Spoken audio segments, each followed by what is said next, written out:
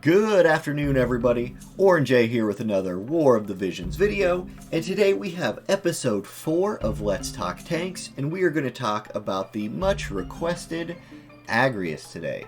So, to start with Agrias, let's take a look at her stats and compare them with some similar characters. Notice this time I have some tanks on the board, just like last time, but I also put Auronnj in there as a sword-using DPS to see how Agrias' stats compare to both a DPS unit and some tank units. Because one thing you're going to find about Agrias is she's really good at a lot of things, and that starts with her basic stats. So, let's look at the green circles first. The green circles are going to be the things that I consider her strengths. First, attack. She has 336 attack base. Again, like always, these stats are not modified by any passives or anything like that. But 336 is almost the same as Auronnj's base. Now, Auronnj has a lot of ways of amplifying that with his passives and things, and Agrias doesn't have so many ways of amplifying her attack with passives, although she does have some. But that is really high, especially for somebody we're talking about as a tank. And you'll see that Agrias puts out very reasonable amounts of damage, and that starts with her high base attack. Warrior of Light has a comparable base attack for a tank, and sometimes Warrior of Light can do a lot of damage too, especially running as Dragoon or something. Rain is never meant to have a lot of attack, and there's Whisper with 293. So, attack, a strength of Agrias's. Her agility is maybe her biggest strength. That's that next green circle there. She has 61 base agility with ways of amplifying that through her passives. That is far more than the other tanks we've reviewed, and it's the most of any unit on this list so far. Agrias also likes to wear bells, which give you another 7 agility, and so she ends up, in a lot of fights, being one of the first units to move, and her speed is a big strength of hers. Alright, she also has 20 wind resist. There are a lot of wind element characters in the game, and that 20 wind resist is really good. And she has 20 magic resist. Agrias is one of the earlier units that we got that was really, really effective against magic teams. She kind of put, when she came into the meta, anti-magic became more of a thing. And she also has ways of buffing spirit. In short, she's very, very good against mages, and that starts with that 20% magic resist there. Again, it's not on like Whisper's level of I'm just this resist tank, but her one really strong resist is magic resist. And that's really nice, because people like to sprinkle in a mage. Whether it's Leela or a healer that can just drop a holy on you all of a sudden, that 20 magic resist is really useful for Agrias. Let's look at the red circles. Notice there's not very many. Okay, she's weak to fire. She's an ice unit. We all expected that. Everybody has their elemental weakness. And she's weak to pierce. 10% weak, or a negative 10 pierce resistance is not insanely bad. It's not on the level of like Auronnj's negative 20 magic resist or Warrior of Light's negative 20 pierce resist. But negative 10 is still a weakness, and it's something she has to cover for, especially in the pierce meta that exists right now and will probably never fully go away. Next, here's where we're going to see a ton of green circles. Agrias is basically the green circle goddess. Support abilities, they're all good. Chivalry gives her 30% attack if you want to run her as more of a bruiser and less of a tank. It's one of the ones I use the least, but I have used it. Holy Knight's Protection, that's that Paladin support ability that gives you more defense and more HP. I run that one a ton. Knight's Honor gives her 12% more agility and 12 spirit. Super good. Super, super, super good. Even if you're not 100% going against mages or magic users, 12% more agility on an already fast character is phenomenal. And then Spirit Up gives you 15 more spirit. And yeah, if you're ever in a meta or making a team where you're just specifically targeting mages, run Knight's Honor and Spirit Up. Boom. So, in short, with her support abilities, she can do anything. She can be more of a damage with Chivalry, she can be more of a physical tank with Holy Knight's Protection, and her last two let her be more of a magic tank. You're starting to see the extreme versatility that is this unit, and that's one reason why she's everywhere. Alright, her counter abilities. Guess what? Circle, circle, circle. All good. Defend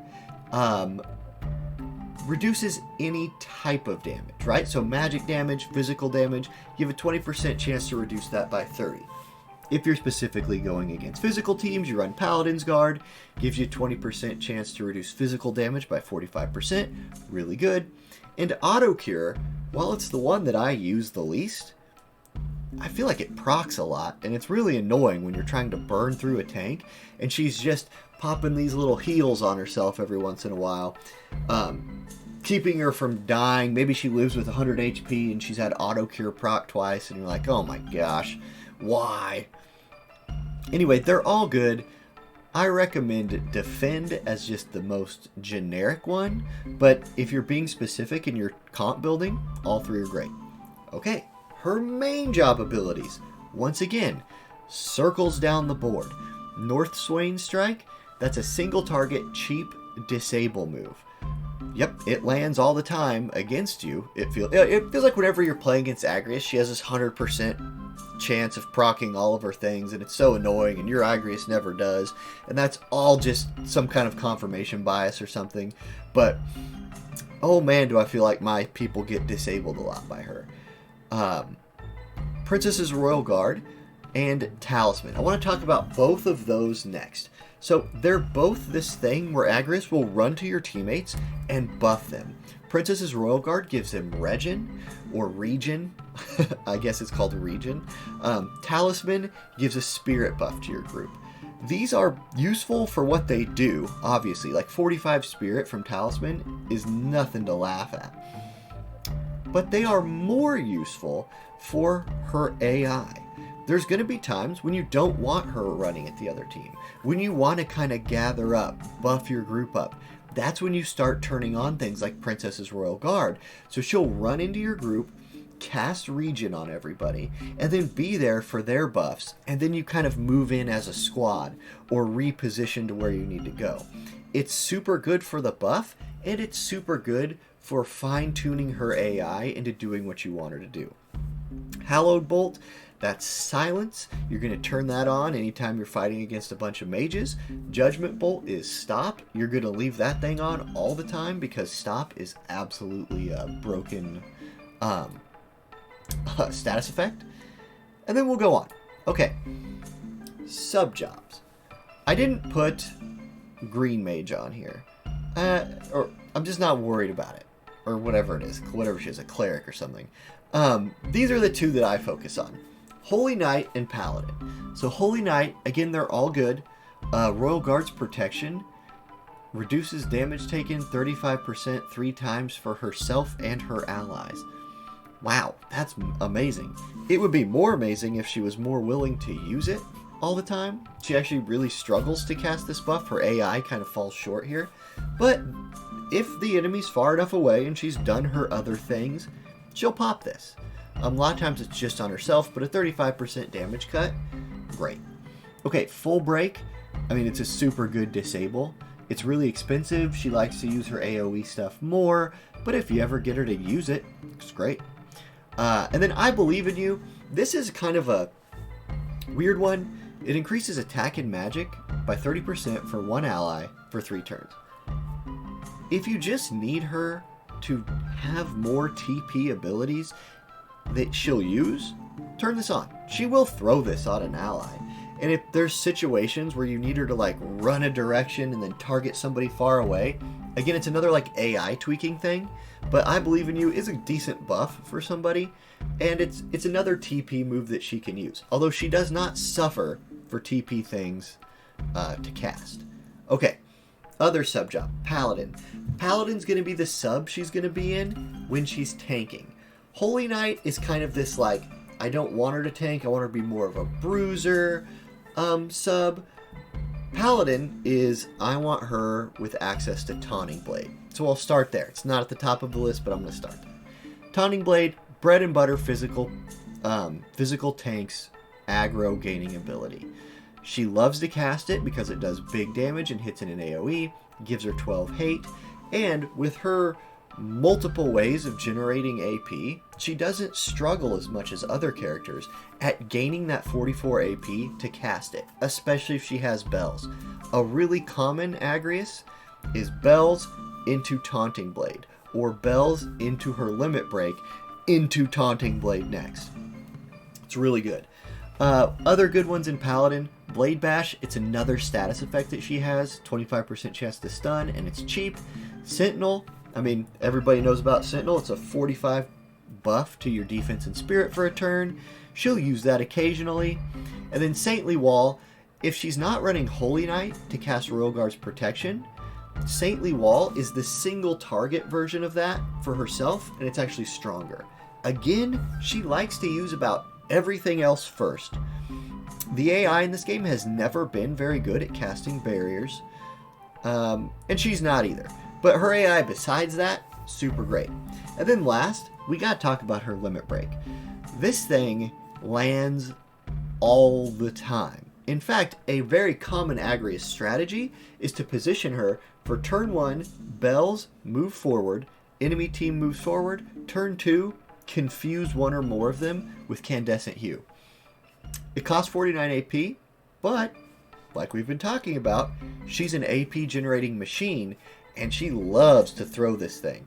And the current map, sometimes the whole team will just get in a line, and she's like, oh good, you all can fight each other, or do some random thing for the next turn. Really, really great move. To wrap up this first part, she has a ton of really good stuff and can be tweaked to fit the role of both a bruiser and a tank, and she does them both pretty dang well. So let's go into some actual battles, see some actual team comps, and see her in action. Okay, for our first fight, we're going to run Agrias as a pure tank. She's got Golem, she's got Vow of Love to get that initial aggro before she Taunting Blades, she's got a golden armor, she has her sword and bells, and she's going to go at the other team and be backed up by an Ayaka healing her, giving her haste, and a Ryryu coming in afterwards to clean up the fight. So, if we look at her stats specifically in this, she's running with 81 agility, which is great, 49 defense, which is great. She's got Paladin sub, and we're going to run her with Knight's Honor for that agility boost and the spirit boost in case she starts taking some AoE magic or something like that. Okay, here's the team we're paired up against here. We get to fight a Dwayne with our opening fight, so that's pretty hype.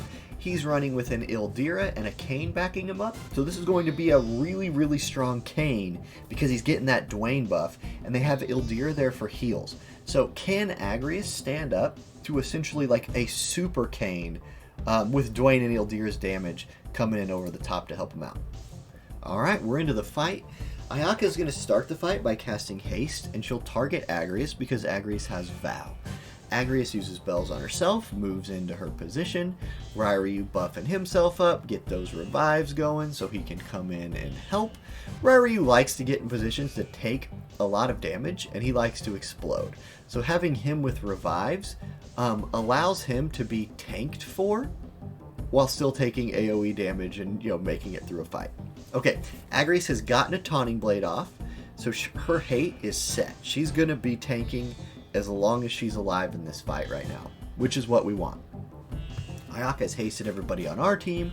Everybody's just moving into position. There's another Taunting Blade from Agrias, so her hate is set. That's pretty good damage out of their Dwayne tank. But Ryryu hits him hard with some magic, some healing from Ildira. Okay, now let's see what this Kayn can do. A lot. That was pretty much a lot. Luckily, we have Ayaka backing us up. That's a full life. So you're going to have to kill Agrias again now if you're the other team. And now your tank is dead. So we're in a pretty good spot. Another big attack from Kayn, but this time it doesn't kill us. And we have Ayaka here. She's going to limit break. And we're going to be sitting really good with all 3 people at full health. Agrias going to slap Kayn down. Ryri's going to move in. Almost one-punch the Ildira. She uses Holy Knight's Purge, which is pretty cool. Actually immobilizes both people. But guess what? Ayaka's here. And everybody's full health. A great thing about Tank Agrias is she has high spirit, so heals will land on her for a lot. And that was a good fight. Was Agrias the best physical tank in that fight? No, not really. Kayn kind of just wrecked her, and you can kind of see that piercing weakness and her just not being as tanky as even like a Mont or a Warrior of Light, although Warrior of Light would have got hit just as hard in that situation. But yeah, we won the fight. We actually won with full health people, and Agrias was effective as the solo tank.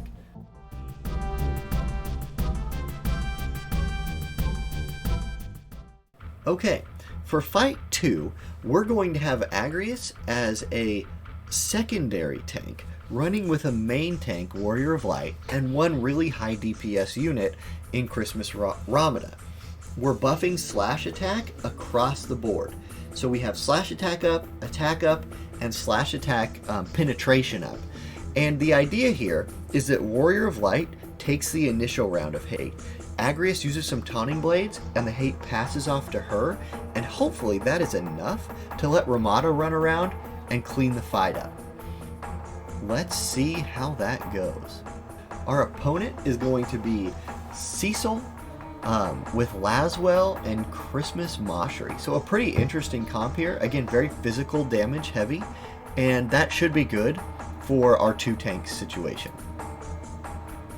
For this fight to work really well for us, we're going to want Agrias going left and Christmas Ramada going straight forward. So we have the fight as spread out as we can.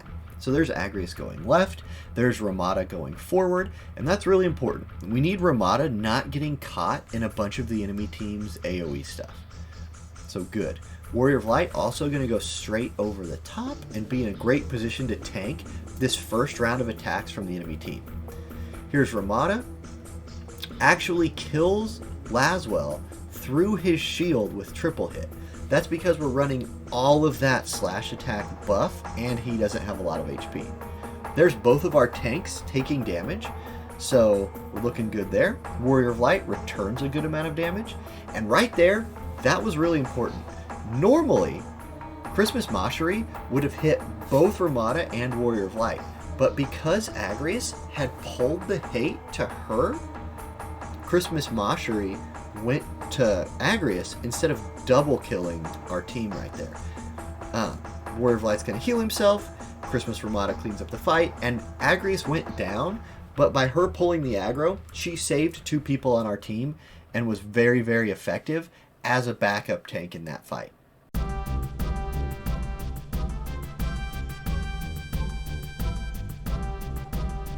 Okay. For our third and final composition, we are going to do a triple DPS slash Bruiser version of this with Agrias, Dwayne, and Orlando. No true tank in this build. We're actually switching Agrias to Chivalry to buff her attack. Let's see if we can get a look at her stats here. Yeah, right. There it is. Okay, so her agility is, well, let's change it. Ooh, let's just cut. Okay, for our final comp, we're going to run a triple DPS slash Bruiser comp. We're going to throw Dwayne in there, we're going to put Orlando in there, and Agrias is going to be the third person. Now, in this comp, I don't want Agrias running forward and dying before the rest of the team can come do damage. So I'm going to turn on her Regen ability. She's going to run to the group, cast Regen. That's going to set Dwayne up for his slash attack buff, and they should all move in together as a squad and hopefully just destroy the enemy team. That enemy team is going to be Agrias, Kayn, and Victoria. So a very high damage, very pierce-oriented enemy team, and this is just going to be a DPS race, basically. So let's see how it goes. Enemy Victoria has bells. She's going to come over the top of the mountain, head straight for us. Enemy Agrias actually using her target attack magic buff. I mean, this team is going full on damage here. Kayn casts Courage, comes over the mountain. There's Agrias going to the team, casting Regin, puts her in the perfect place for Dwayne to buff everybody's slash attack. So our team's damage should be online at this point. Orlando is having troubles getting in there, but by him staying back, he's able to catch Regen from Agrias, so that might not be the worst. That Kayn's going to be almost impossible to kill. Ooh, now big damage from Dwayne right there, but no disable. His darkness move has a chance of disabling, and we get a little unlucky and don't land it. Also, because Dwayne is only level 89, him plus Orlando both landing on the enemy Agrias was barely not enough to kill her. Had he been 99, she would have died there, and we would have avoided all of this. So, now Orlando is confused, but that looks like it's not going to matter because we've grouped up for their team's AoE, and that's probably a double kill. There it is. So, can DPS Agrias 1v2? She's pretty tanky still. As you can see, she only took about 2k damage there, and she has Regen to heal herself. Auto attack kills enemy Victoria. Enemy Kayn running low on AP. So can we land a status effect? No. That was probably the unlucky moment that loses this fight. Because Kayn didn't have to move to hit her, he's going to go again quicker, poke her right in the face, and she goes down, and we take the loss there. But even though we lost that fight, it was just a DPS race, and we kind of got unlucky. In fact, that Kayn still had two ignore death abilities on, so we really didn't have a chance there at the end. But you could see there the movement from Agrias, how she was able to move to the group, cast her group buffs, and put herself in a position to receive Dwayne's group buffs. And that's that AI tweaking we were talking about at the beginning of the video. Okay, let's wrap it up with Agrias' final score as a tank. I'm going to give her a very, very solid 90 out of 100. Going line by line, breaking down why I give her that score. Physical tank, 85. She's not a top tier physical tank. She just takes more damage in general than Engelbert does, than Warrior of Light does, even than somebody like Mont does. But her physical tanking is just fine, and with a healer to back her up, she's great at physical tanking. She's just not going to be somebody who walks out there, ignores damage the whole fight, etc. Magic tank, she's better than that. I'm going to give her a 90 as a magic tank. Give her that A-. With her spirit buff, with her spirit passives, she is an incredibly effective magic tank. And if you're ever building to beat magic teams and you have access to Agrias, run her. Damage, for a tank, her damage is pretty high. So I'm going to give her an 80. It's not super good, but it's good enough. 80. Movement, she struggles here. She's that move 3, jump 1. It doesn't hurt her as bad as it hurts some people because her speed is high enough to make up for it a little bit, but her movement is pretty weak and makes her pretty predictable for the enemy team. Speed, this is another really good thing for her. She has an 85. She's not assassin 100 plus level with a vision card speed, but for a tank, her speed is very nice. So I'm going to give her a good score here, 85. And then utility, this is where she absolutely shines. This is what puts her in a league of her own with tanks. She has an insane amount of utility. She can buff your group. She can put Regin on your group. She can cast all kinds of status effects on the enemy team and land them pretty effectively. Her utility, her ability to put status effects on the other team allows her to hit above her weight class and allows your team to hit above their weight class in Guild Wars or Arena. You always just have a chance of landing a disable or a stop and removing an enemy from the fight without having to kill them right away. And that can just turn a fight completely on its head. I can't tell you the amount of times that the enemy Agrias has confused my Kayn or my Glaciella, and then Glaciella spends the rest of the fight just stabbing my healer to death, or just stabbing my tank in the back and finishing him off. and it's a fight I otherwise would have won, but Agrias on the enemy team completely turned the fight with one status effect.